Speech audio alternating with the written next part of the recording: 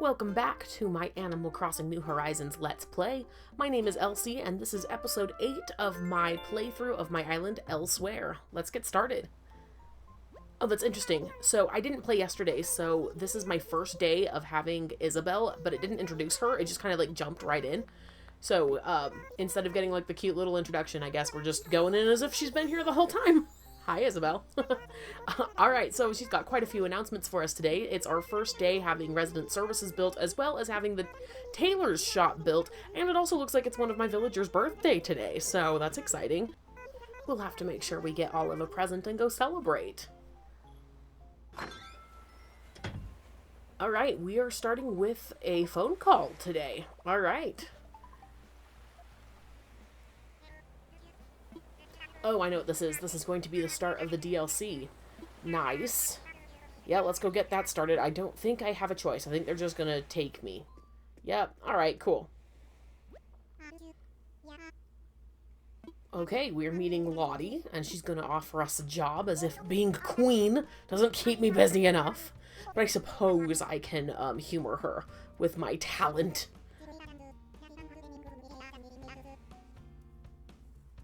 And there's all sorts of really cool stuff that you can unlock from doing this. So I'm going to go ahead and do that right now. I'm going to fly right over there, and we'll do that first today. That sounds kind of fun.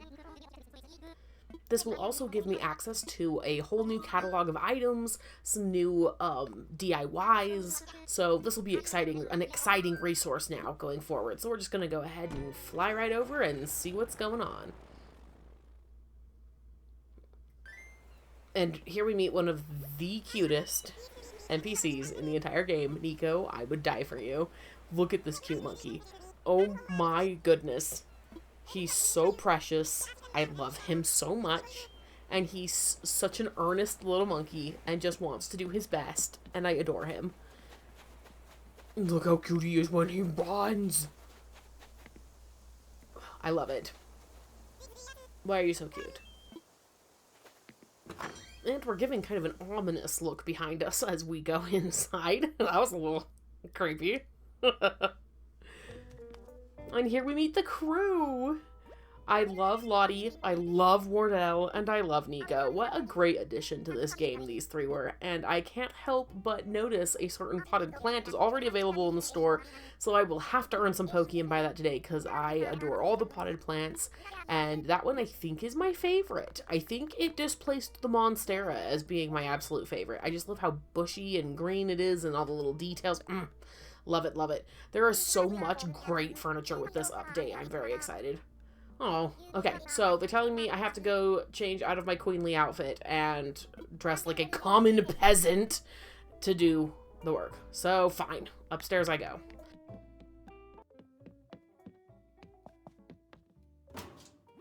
Maybe they'll let me keep my crown.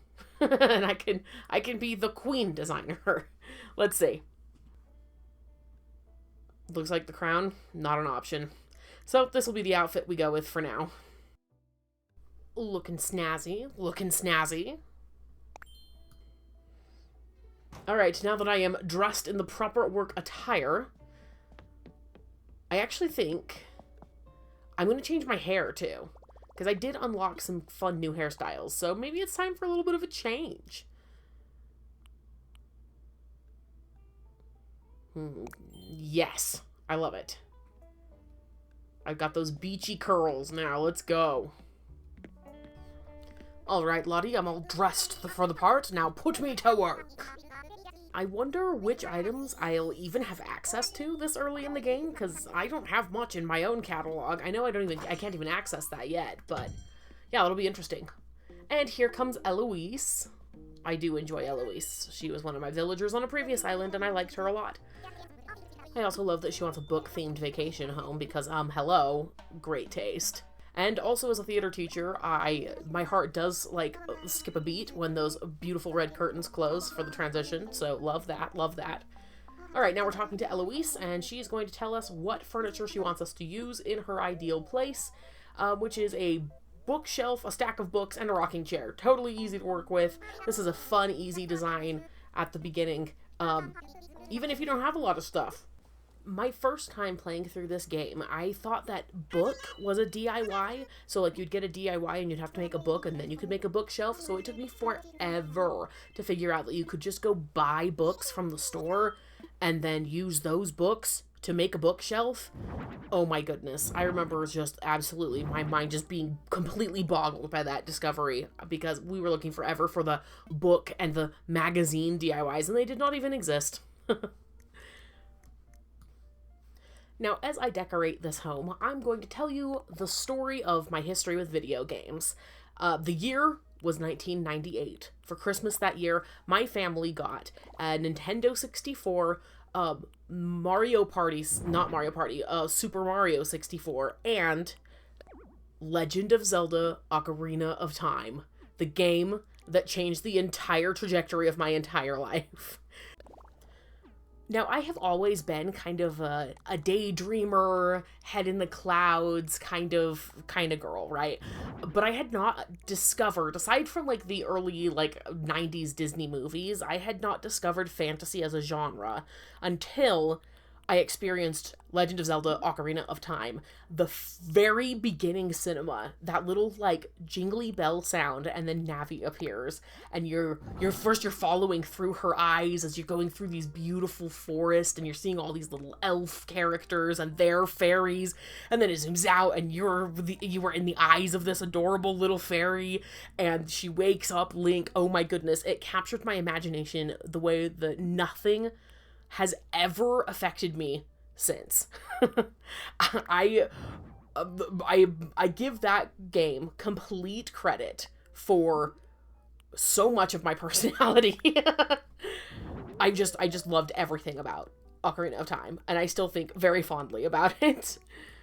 When that first came out, I was not very good at video games, but my parents enjoyed playing, so we would all gather in our kitchen where our little TV was set up with the Nintendo 64, and my mom would play. My sister and I were pretty young. I was 7, she was 8, and before that N64, we had never really experienced video games. I do remember that we had a computer, but it was slow, it was dial-up, and we had, some little, Jumpstart Kindergarten kind of games on it that were cute little games, but nothing like Ocarina of Time. Oh my word, it changed my life.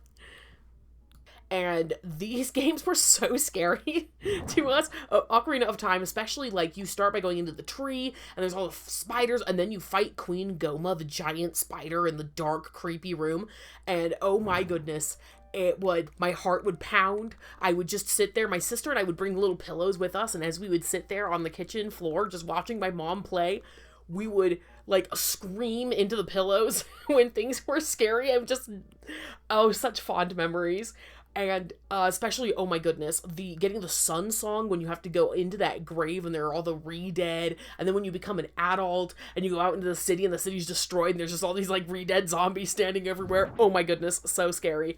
It was a rite of passage for me when I was old enough and mature enough and skilled enough to finally beat Queen Goma myself. It took a while. I had a slightly older cousin, and we would visit her or she would visit us. Whenever we got together, we would make her do all the scary stuff because my sister and I were too scared. I'm happy to admit that now I can beat Queen Goma. Also, the first time that I was brave enough to fight Re-Dead, I remember that very distinctly in my head. So many of my, core memories are this one specific Zelda game. Oh, I have such fond memories. But I'm bringing this up because my sister and I we got into the habit pretty young of me playing and her watching, partially because of how scary Goma was, and partially because she really loved to draw, and so she'd draw while I played, and that's was the basis of our beautiful friendship. But we would take such good care of Link. We would make sure that he caught a fish to eat, in quotation marks, every day, and that we put him to bed in his house every night. We basically played house with Link, just to make sure that, because he runs for days and days and days and doesn't eat and doesn't sleep and stuff because he's a video game character, but we were this poor wee bab, he needs a vacation and he needs to be tucked in at night, and we will protect this boy. So we did. So it came as no surprise to my husband, knowing my history with playing house with Link, that Animal Crossing would be a game that would greatly appeal to me. But I had never actually really even heard of Animal Crossing. My cousin had played previous installments of Animal Crossing and was so excited that New Horizons was coming out. And my sister and I, it was mid-pandemic, and we were bored out of our minds, and we were thinking, you know what, this would be fun. Maybe this is something we'd enjoy. My husband just laughs. He's like, of course you're going to love this game. It's literally playing house the game. But we didn't know that, so we downloaded it mostly as like a surprise to my cousin that like, oh hey, we're playing a game you just got. But oh my goodness, the addiction, it struck hard, it struck fast, it sucked us both in, and it saved our sanity for most of 2020. I remember so fondly just getting up every single day. It took us a long time to get to the point where we were comfortable time traveling, so we would just play day by day, and every day, oh my gosh, we'd get so excited. We would, get up and do the little work that we had to do, and then we would congregate, and we would turn on the game, and we'd see what was new. We'd discover all of the villagers we had never met before, all the items we'd never seen, figuring out crafting, and figuring out, like, every single reveal was just so exciting and brand new to us, and it just brought us a lot of joy. So I think very, very fondly of this game. It just brings me happy vibe, happy memories. And, as I wax nostalgic, video games have really got me through a lot of kind of difficult times in my life, and they've ignited a sense of creativity in me that nothing else has, because, I was an avid reader, but it wasn't until I played video games that I wanted to create a world of my own. It wasn't until I could literally see and control the movement of Link as he ran through the fields of Hyrule that I was like, I want to exist in a world that is this fantastic and beautiful, and that kind of started me off on my adventure of creating my own original characters, who were my first book in its earliest iteration was Ocarina of Time Legend of Zelda fanfiction. The main character of my first book, Fatal Heir, is a blonde, blue-eyed man. It's literally Link. just reimagined over and over and over again, and pulled further and further away from my original fan version of Link. But yeah, it just gives me happy vibes. A lot of people are like, oh, kind of look down on people who play video games, especially kind of cozier video games, but I think it's fun. I think it's harmless. In fact, I think it can do a lot of good and inspiring people and bringing people peace. And so, yeah, anyway, kind of rambling, but I thought that was fun. The connection between my early childhood babying of Link and the undeniable pull of Animal Crossing. Oh, and don't even get me started on Majora's Mask. Oh my goodness, my favorite game of all times. It was the first game that I saw and knew I wanted. I got it for Christmas, and I know everything about that game, inside and out. I've played it so many times. I've completed it with everything. I've done all sorts of challenges playing that game. Oh my gosh, I love that game so much. And I think we're just about done with this design. I'm just checking to see if I can hang anything from the ceiling, but I don't think I have that unlocked yet. So let's tell Eloise that her home is done, and then we can get some little glamour shots of her admiring her cute little reading nook. Here we go. Yeah, I don't think I have the ability to hang anything from the ceiling yet. I think that's actually something I need to go get from Nooks. So I'll need to remember to buy that, to download that once I get enough Nook miles. But here's Eloise enjoying her little reading room, and I'm just going to take some pictures. And I like it. I think it's fun. I will definitely come back as I get more items, more things to hang from the ceiling, and because I need to do the outside. I don't even think they give me the choice right now to do the outside. But for now, I'm pleased. It's a fun little starter design. I don't know how much of the Happy Home Academy I'll end up showing. If people enjoy it, it can be fun story times while I decorate. I might do challenges, stuff like that. I don't know. And here we are getting Pokey for the first time. Thank you, 6,000 Pokey, for decorating Eloise's vacation home. I will immediately spend most of it. I've had my eye on that plant, so I'm going to go get that immediately.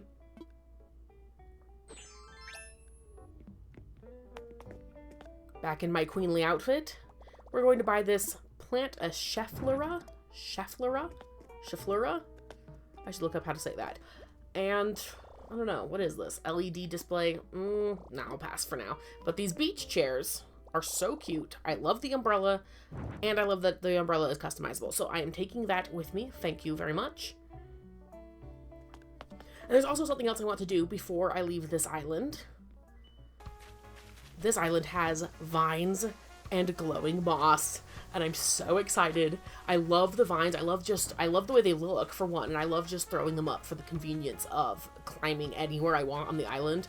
Absolutely amazing. And the glowing moss is just chef's kiss. One of my favorite additions to this game.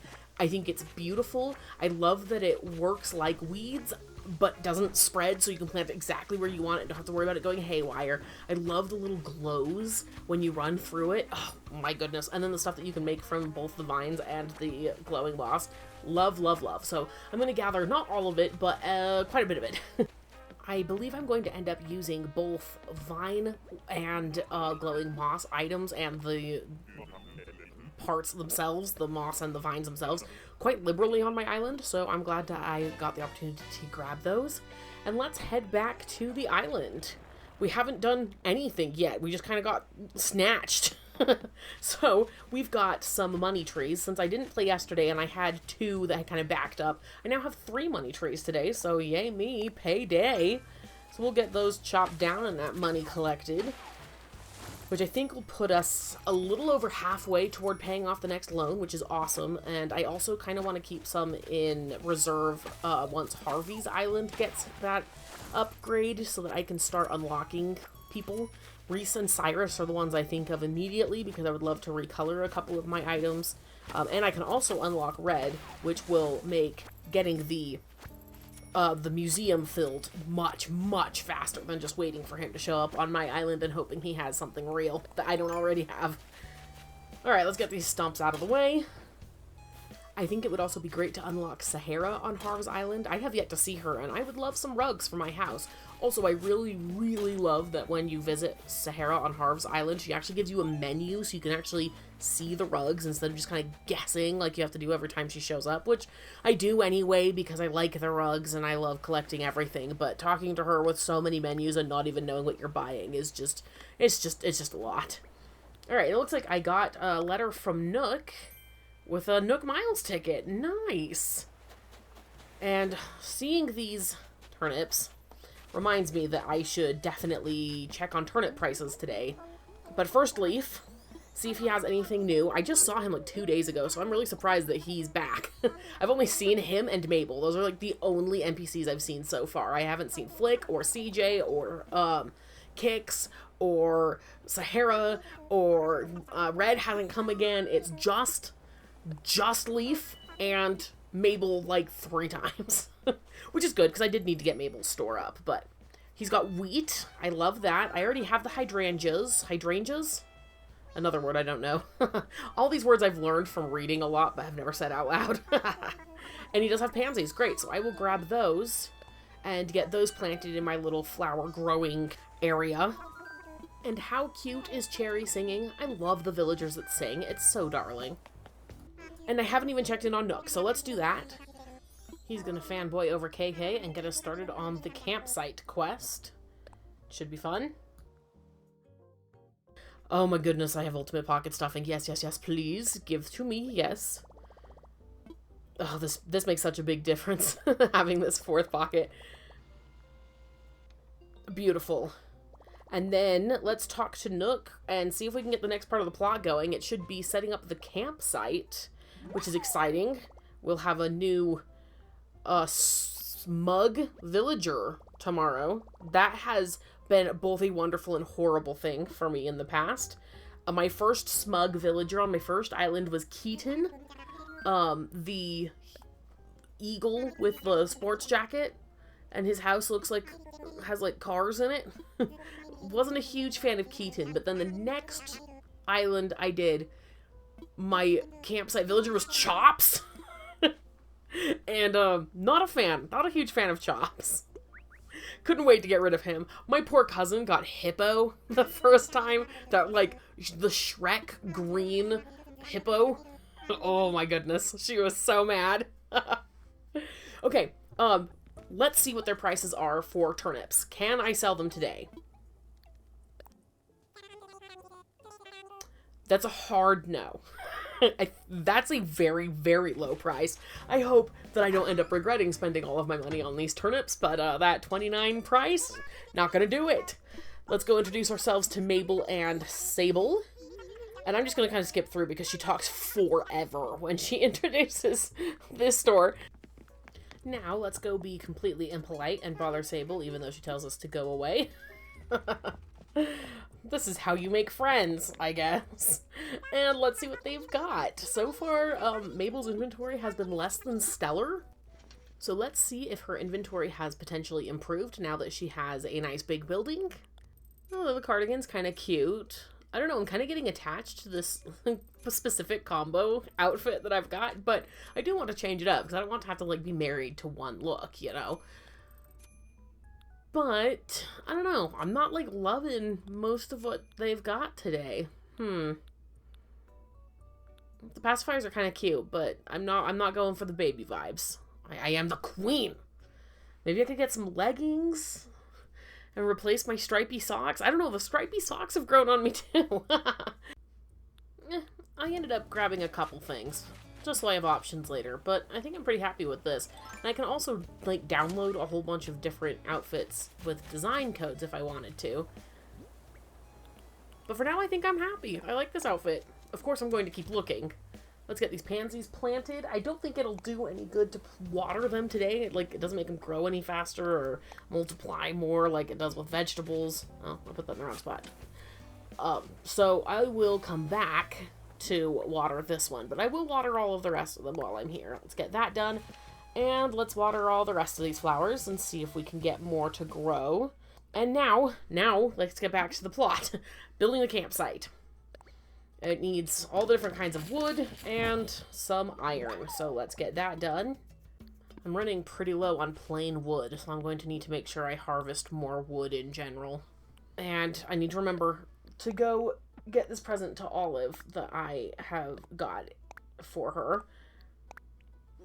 But first, let's place this campsite. Not today. I saw those turnips. I'm like, I should check the prices. I know the prices. It's 29 bells. Not selling the turnips today. Alright, we're gonna do it over here.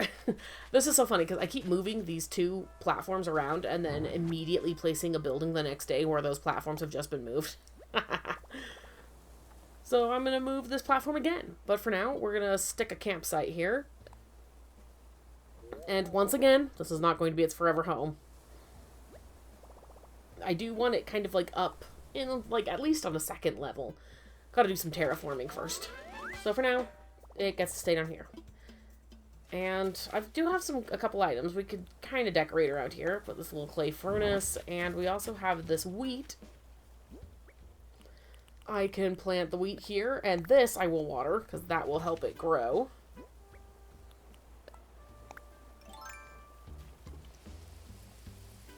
Nice. Alright, to Olive's birthday party. Olive is down here.